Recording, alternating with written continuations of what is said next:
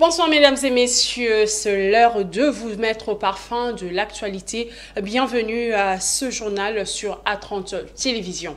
Initialement prévue pour le 30 mars dernier, la session ordinaire de mars 2024 pour la législature 2024-2028 à l'Assemblée provinciale de Kinshasa a été officiellement ouverte ce jeudi 25 avril au cours d'une séance plénière à l'hémicycle dirigée par le nouveau président de cet organe délibérant, Lévi Mbuta, devant les députés provinciaux et les autorités politico-administratives. Dans son speech, il a invité les élus provinciaux à rompre avec les mauvaises pratiques du passé en luttant contre la corruption et l'écoulage des recettes, mais aussi à travailler pour l'intérêt du public.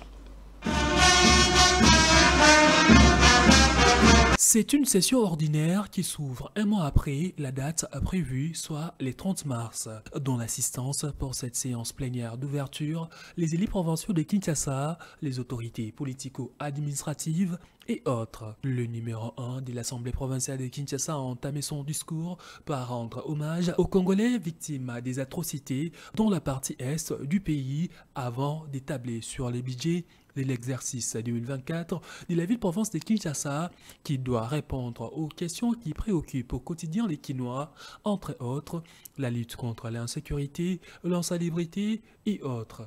Dans cette optique, le budget de la ville de Kinshasa que nous allons devoir actualiser et voter pour l'exercice 2024 en cours doit devoir intégrer des projets et actions publiques ayant pour finalité de répondre aux attentes légitimes des Kinoises et Kinois dont la vie au quotidien est menacée et secouée par le risque des inondations riveraines, l'avancée fulgurante des têtes d'érosion, l'insalubrité publique patente et la recrudescence des actes d'insécurité et autres sortes de criminalité urbaine orchestrée par les jeunes délinquants communément appelés Kuluna. Lévi Mbuta a également recommandé au prochain gouverneur de la ville de Kinshasa de rédiger un budget bien précis pour l'assainissement de la capitale congolaise. Sur le plan sécuritaire, le phénomène Kuluna peine à disparaître malgré les efforts du gouvernement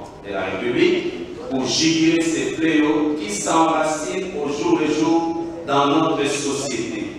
Ces bandits des grands chemins sèment la désolation et menacent gravement la sécurité des paisibles citoyens.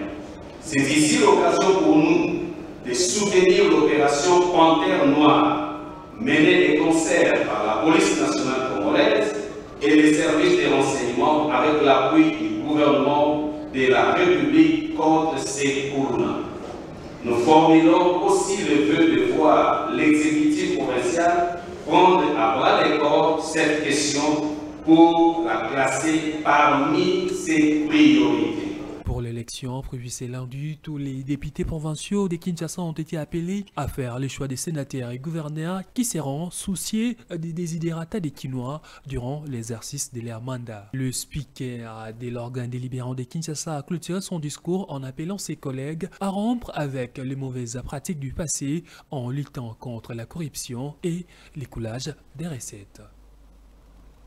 Conformément aux articles 138 et 167 de la loi électorale de la Commission électorale nationale indépendante, la campagne électorale pour l'élection des sénateurs, gouverneurs et vice-gouverneurs a officiellement démarré ce jeudi 25 avril à l'Assemblée provinciale de Kinshasa. Le vote prévu ce lundi. Plusieurs candidats promettent, une fois élus des lois efficaces, des actions concrètes pour le bien-être de la population. 31 candidats sont en lice pour la candidature au gouvernorat de Kinshasa, 172 candidats sénateurs à Kinshasa pour 8 sièges. Contrairement à la province de Kinshasa, au Nord Kivu, la campagne électorale pour l'élection des sénateurs n'a pas démarré. Cette campagne est repoussée à une date ultérieure en attendant l'installation du bureau définitif de l'Assemblée provinciale. Les détails avec Esaïn Tsongo, notre correspondant depuis la ville de Goma. C'est vrai que la campagne électorale pour les sénateurs commence aujourd'hui dans presque toutes les provinces de la République démocratique du Congo, mais en Nord Kivu, il n'en est pas le cas. Il y a eu un certain retard, justement. D'abord, c'est suite à la mesure de l'état des sièges ainsi que de l'insécurité. Alors, la campagne pour les sénateurs n'a pas commencé ce jeudi, mais par contre, c'est ce vendredi qui est prévu la plénière pour l'installation du bureau définitif de l'Assemblée provinciale, c'est-à-dire le même jour, il est prévu la campagne électorale ainsi que les élections et en même temps, ça sera clôturé par l'installation du bureau définitif de l'Assemblée provinciale du Nord Kivu. Et donc, c'est ça le programme qui est jusque-là prévu pour la province du Nord Kivu. Et en même temps, pour les sénateurs, on attend la publication de la liste définitive des candidats sénateurs qui sera publiée dans quelques heures qui suivent pour la journée. S'agissant toujours de la tenue de cette élection des sénateurs, gouverneurs et vice-gouverneurs, le porte-parole du parti en vol de délices et Sanga appelle les députés provinciaux à faire le choix sur base des projets de chaque candidat et non au profit d'un avantage quelconque. Suivez. Aujourd'hui, il est décevant de constater que la question électorale au Congo est devenue comparable à une bourse de valeur où ce sont les plus offrants qui gagnent. Et face à cette situation, nous l'envol, nous avons préconisé plusieurs solutions depuis juillet 2019 jusqu'à la mise en place du G13 et à la proposition de loi sur la réforme électorale, chose que le pouvoir avait décidé de dénaturer. Nous portons un combat de la maturation et de la consolidation de notre démocratie. Nous y travaillons. Aujourd'hui, au sortir des élections de 2023, vous pouvez observer avec nous que l'opposition politique au sein des institutions est minorée. Nous, l'envol, nous travaillons aujourd'hui quant au renforcement de l'opposition extra-institutionnelle par la sensibilisation de notre peuple autour de tous ces enjeux. Les enjeux électoraux, sécuritaires, mais aussi sociaux de notre peuple. Notre message est de dire que les députés doivent savoir qu'ils doivent opter pour un choix qui est lié à un projet, pas à la corruption. C'est pourquoi, dès le seuil de notre interview, j'ai parlé d'une bourse de valeur. Ils ne doivent pas se laisser corrompre. Ils ne doivent pas se laisser manipuler par des instructions. Ce qui importe aujourd'hui, c'est la maturation de notre démocratie. Vous ne pouvez pas empêcher l'envol. Dans l'actualité également, le ministre des Finances, Nicolas Kazadi, se déclare non concerné par toute surfacturation du projet des forages d'eau et des lampadaires dans la ville de Kinshasa. Nicolas Kazadi s'est exprimé mercredi lors du briefing presse co-animé avec le porte-parole du gouvernement, Patrick Mouyaya. Pour les forages, et si je me suis trompé, j'accepte que vous me disiez que je me suis trompé. Nous recevons, quand nous venons aux affaires, nous recevons un dossier qui n'a pas commencé avec nous. Nous recevons un dossier qui a été signé, boutiqué avant nous, sous le Premier ministre Ilunga Ilunkamba, par un ministre du Développement rural qui n'est pas l'actuel. Et le ministre actuel nous ramène le dossier en disant il faut faire avancer ce dossier. Moi je dis je veux bien payer, mais 400 000, parce que je fais vérifier par mes services. Et je dis à mon collègue il faut revoir vos prix, retournez discuter avec votre partenaire parce que mes services me disent que 400 000 $, 390 et quelques mille, c'est élevé comme prix moyen. Et il revient quelques temps plus tard, il me dit voilà, le prestataire, pour ne pas remettre en question le contrat qui porte sur un montant donné et de recommencer la procédure, le prestataire a accepté implicitement une baisse des prix qui va se traduire en augmentation du nombre de forages, de stations à faire. Maintenant, je vois toute une polémique surgir. Je me pose la question, qu'ai-je fait de mal? Qui a surfacturé? D'abord, est-ce qu'il y a eu surfacturation?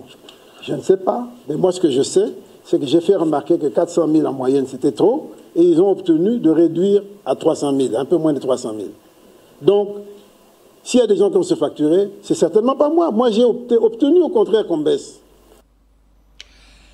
Le président de la République, Félix Tshisekedi, a posé la première pierre de travaux de modernisation et d'expansion de la maternité de Kitambo à Kinshasa, marquant une étape majeure dans l'amélioration des infrastructures de santé en République démocratique du Congo. Le projet comprend la réhabilitation des bâtiments existants construits depuis 1952 et l'ajout d'un nouveau bâtiment moderne. Ces travaux seront réalisés par les bâtisseurs de la nation. Ce groupe est composé d'anciens délinquants connus localement sous les noms des Kuluna qui ont été réhabilités et formés par le service national. La suite en reportage. Presque 100 jours après le début de son deuxième mandat, Félix Tshisekedi pose le geste. La portée est grande et la symbolique forte. Une première pierre lançant du coup les travaux de construction et modernisation de l'hôpital général de référence de Kitambo. En première ligne pour faire sortir de terre un nouveau bâtiment en faveur de cette institution hospitalière vieille de 70 ans, les bâtisseurs du service national. Un modèle de réinsertion, resocialisation de ces ex-jeunes délinquants salué par le président Tshisekedi. ya komona ndenge se transformer bokomi bato ya sika donc bokontinue boye mboka ezali kotiela bino mpenza motema tokotonga mboka oyo na bino babâtisseur. Derrière l'infrastructure, ce sont des milliers de femmes qui pourront accoucher et d'enfants qui viendront au monde dans un environnement sain. Des médecins, infirmiers administratifs qui travailleront dans des conditions adéquates. Bref, la matérialisation d'une vision, celle de la maternité gratuite via la couverture de santé universelle. Le lancement des travaux de modernisation de la maternité de Kitambo s'inscrit dans la ligne droite de votre vision de faire du service national un des bras séculiers dans la mise en œuvre de votre politique de couverture santé universelle de manière générale, mais surtout de celle de la gratuité de maternité en particulier. La présence à cette cérémonie de votre suprême autorité est une preuve de plus de votre préoccupation du social des Congolais, surtout des conditions de la femme congolaise en phase d'accouchement. La femme congolaise ne manquera de vous exprimer sa gratitude et vous en restera à jamais reconnaissant. Le service national, maître d'ouvrage de ces travaux, en estime le coût à plus de 7 millions de dollars américains et la durée à 24 mois. Parlons éducation dans ce journal. Bonne nouvelle pour les finalistes de primaire et secondaire de la province du Nord Kivu. Le gouvernement de la République démocratique du Congo a pris en charge tous les frais de participation aux épreuves des TENAFEP et TENASOP. La nouvelle a été annoncée ce jeudi par la conseillère principale du gouverneur militaire de cette province en charge de l'éducation. Priska Luanda indique que les mécanismes ont été pris pour rembourser les parents qui avaient déjà payé ces frais. Pour aller faire les plaidoyers ici et là. Heureusement, comme ça a été décidé par le Conseil des ministres, il était question maintenant de débloquer cet argent dans une procédure d'urgence parce que l'examen d'État frappe à la porte. C'est comme ça qu'après notre retour, nous avons aussi envoyé nos inspecteurs qui sont déjà à Kinshasa pour d'abord suivre la question des mâles qui sont déjà arrivés aussi ici à Goma. Il était maintenant question qu'on puisse débloquer l'argent pour que l'organisation matérielle soit possible chez nous au Nord Kivu. Alors, c'est avec satisfaction que le gouverneur des provinces a reçu les messages que les frais sont déjà débloqués. Donc, on va d'abord alimenter les comptes de l'inspection générale qui, à son tour, pourra alimenter les comptes des inspecteurs, des IPP qui sont... Donc, au Nord Kivu, nous avons 3 provinces éducationnelles. Nous avons le Nord Kivu 1, le Nord Kivu 2 et 3. Tous les IPP sont à Kinshasa. D'ailleurs, aujourd'hui, ils sont partis à Bouela pour la matérialisation des cette assistance, de cette prise en charge. Et une partie a déjà été débloquée. Nous pensons que la semaine prochaine, tout sera fin prêt. Mais déjà, c'est, comme je le disais tantôt, c'est un message de soulagement de la part de l'autorité provinciale parce que non seulement, comme vous le savez, à l'école primaire, nous avons la gratuité, mais aussi au niveau de la 8e année, nous avons un examen qu'on appelle TENASOSP qui sera aussi pris en charge par le gouvernement central et l'examen hors session et la session ordinaire de l'examen d'État. Donc les enfants du Nord Kivu et les parents du Nord Kivu peuvent s'apaiser par rapport à cette question parce que les parents... Restons toujours à l'est du pays. Une délégation de la Cour pénale internationale et de bailleurs de fonds au profit des victimes des guerres sont arrivés dans la province de l'Ituri dans le cadre de réparation des victimes dans l'affaire de Germain Katanga qui avait fait plus de 300 victimes dans l'attaque du village Bogoro le 24 février 2003. Cette réparation vise l'amélioration des conditions de vie des personnes affectées par le drame dans cette partie du pays. Reportage. La justice et la réconciliation, deux approches non militaires utilisées couramment par l'administration militaire de l'Ituri. Cette méthodologie porte déjà ses fruits au bénéfice de la population iturienne. Plus ou moins 300 victimes des crimes dans l'affaire Germain Katanga bénéficient d'un fonds de réparation après la sentence de la CPI. La nouvelle est tombée mardi 23 avril. À Bunia. Nous sommes ici parce qu'il y avait une affaire, un de 5 affaires qui s'étaient enquêtées à la Cour pénale internationale. C'est le juge qui avait donné la sentence de réparation pour des victimes dans l'affaire de Katanga.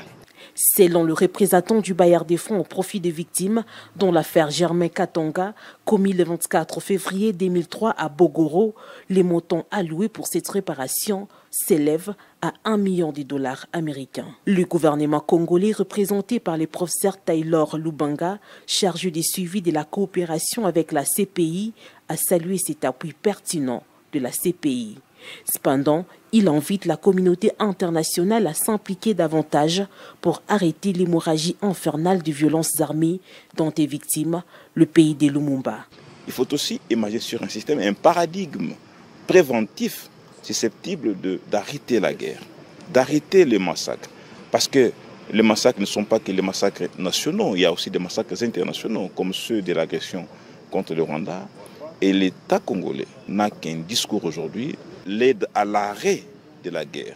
Pour le lieutenant général Luboya Kashamadjouni, commandant des opérations et gouverneur de l'Ituri, cette action de la justice est un signal fort pour dire qu'aucun crime commis en Ituri ne restera impuni. C'est vraiment un signal pour que tous ces criminels-là, chaque fois nous avons toujours un message pour eux, c'est que nous restons focalisés à la punition. Et la punition, ça signifie ces deux choses. C'est soit judiciaire, et si ce n'est pas judiciaire, ce sera militaire, donc ça sera la neutralisation. Notons que cette réparation va aider les victimes à reconstruire leur domicile, payer la scolarité de leurs enfants, booster l'économie et par ricochet réparer les drames commis dans leurs entités en vue de répartir sur de nouvelles bases de paix telles que prônées par le chef de l'État Félix-Antoine Tshisekedi Tshilombo. Toujours en province, le bureau définitif de l'Assemblée provinciale du Kasaï oriental a été voté et installé le mercredi 24 avril 2024. C'était au cours d'une séance plénière organisée à l'hémicycle de cet organe délibérant en Mbujimayi. Le député Mouya Mukendi Willy du parti politique UDPS Tshisekedi a été élu président au deuxième tour avec 19 voix sur les 24 députés provinciaux disponibles. L'élu du territoire de Lupatapata a dévancé Eugénie Chilanda de A2TDC qui n'a obtenu que 5 voix. Comme il fallait s'y attendre, la salle de plénière de l'Assemblée provinciale a affiché complet ce mercredi 24 avril. Défilant devant le bureau provisoire, les candidats aux différents postes qui constituent le bureau de l'organe délibérant ont battu campagne devant leurs collègues élus provinciaux afin de solliciter leur suffrage. Une fois élus, nous aurons des défis majeurs que nous aurons à relever, lesquels dégageront des indicateurs qui serviront d'évaluation par rapport à notre gouvernance durant les quinquennats qui nous sera accordé grâce à vous. Que les rapporteurs est chargé de l'organisation technique des séances plénières et des commissions avec les concours du service des greffes. À cet effet, il tient les registres de présence, procède à l'appel nominal des députés en séance plénière, supervise la rédaction des procès-verbaux, des comptes rendus analytiques et des annales parlementaires. Après quelques dispositions pratiques et un rappel des consignes à suivre, les 24 députés provinciaux ont défilé dans l'isoloir. Quand les urnes ont rendu leur verdict, Willy Mouyamukendi s'est emparé de la présidence en s'imposant sur Eugénie Chilanda 19 voix contre 5 à l'issue d'un second tour, faute d'avoir reçu la majorité absolue au premier. Les députés Ntumba Mboma Jean-Paul, Mfwamba Ntumba Faustin, Lukusa Kapena Trésor et Kapinga Kayikwamba Ruth ont été élus respectivement vice-président, rapporteur, rapporteur adjoint et questeur. Après la remise des insignes du pouvoir au perchoir, le nouveau président a remercié ses prédécesseurs pour la qualité du travail réalisé. Cette session extraordinaire inaugurale de janvier 2024 sous la présidence sous la coupe de l'honorable Alphonse Moïka Sanji et l'honorable Ambroise Papemba Mbadi, accompagné de deux benjamins des nombres législatifs, je cite l'honorable Faustin Fouamba Ntumba et Christian Lantakumba, respectivement rapporteur et testeur du bureau provisoire de l'Assemblée provinciale du Kassaï oriental pour la législative 2020. Le tout s'est clôturé sur l'entrée en possession du bureau du président. Comme président de l'Assemblée provinciale du Kassaï oriental. En marge de l'organisation des élections des gouverneurs et sénateurs dans plusieurs provinces de la République démocratique du Congo, le groupe Next Corps a organisé une conférence débat autour du thème « Corruption électorale, quel avenir ?» pour la RDC. L'objectif était de sortir des pistes de solutions pour barrer la route à ce fléau qui gangrène la société congolaise. C'était ce jeudi à Kinshasa, dans la commune de Lagombe. Reportage. La corruption électorale est une maladie qui secoue la République démocratique du Congo. Elle est l'une des pratiques qui freinent le développement du pays. Voilà ce qui a motivé le groupe Next de combattre ces fléaux, surtout en période électorale. En ces jours du lancement de la campagne pour les élections des gouverneurs et sénateurs, ce groupe de médias a organisé un panel d'échanges pour trouver des voies et moyens afin de stopper cette pratique. Rodrigue Ramazani, l'un des panélistes, révèle qu'il faut une prise de conscience collective pour lutter contre la corruption. Le problème, ce n'est pas les textes, mais le problème est d'abord, il faut remettre au cœur de l'enjeu politique de projets, des idées, de sensibiliser notre population. Sensibiliser notre population autour de cela. Parce que le peuple doit comprendre que ce qui est en jeu, c'est son devenir. C'est l'avenir de ce pays qui est en jeu. Tant qu'on va continuer à voter par complaisance, tant qu'on sera moins exigeant envers les dirigeants et envers ceux qui viennent demander le mandat, la situation n'évoluera pas. Le professeur des sciences politiques à l'université de Kinshasa, Germain Kouna, préconise la réglementation des partis politiques pour lutter contre ces fléaux. Des partis politiques, la loi sur le financement des partis politiques, la loi sur les manifestations publiques, ça ce sont des lois qui doivent être retravaillées. Mais c'est le Parlement qui est l'organe délibérant, qui est le législateur. Donc les députés doivent produire ces dispositions légales pour qu'on puisse réformer. C'est à eux. Mais les propositions peuvent venir entre-temps de la société civile. Elles peuvent venir aussi du gouvernement. Donc tous ceux qui ont à cœur l'essence à apporter pour un changement en termes de lutte contre la corruption peuvent se fédérer leurs efforts, produire des textes et les soumettre à l'organe habilité à cet effet.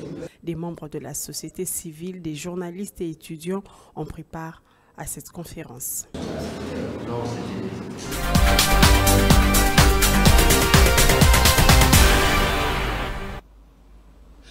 En sport, le tout-puissant Mazembe en quête d'une place en finale de la Ligue des champions de la CAF depuis 2016. Ce vendredi au Caire en Égypte, les Corbeaux louchois jouent à quitte au double pour son match retour contre le champion en titre à la l'ISC 3 jours après le 0-0 à Lubumbashi. Pour l'entraîneur de Mazembe, Lamine Diaye promet que son équipe donnera tout sur la pelouse. Reportage.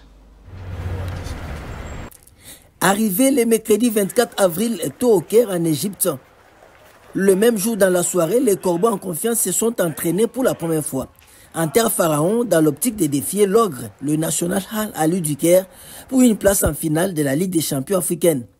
Bien avant de se donner à cet exercice, quelques joueurs se sont confiés à la presse égyptienne, question de respecter les protocoles de la CAF.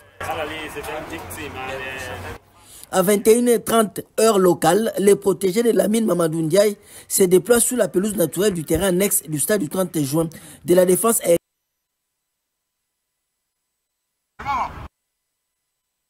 De quelques minutes. Il s'ensuit un entraînement basé sur le développement des compétences techniques, la condition physique et la compréhension du jeu. Sous le leadership du coach principal, les adjoints Alex Jourin, Mathieu Mansoutier et Pamphile Miayo enchaînent plusieurs méthodes sous l'endurance effort interrompu, méthode par intervalle, alternance d'efforts moyens intensifs, phase de récupération et autres. Au terme des minutes d'entraînement, les Corbeaux dans la dynamique de Luanda, aptes à exploser le pétard sur la ville du Caire.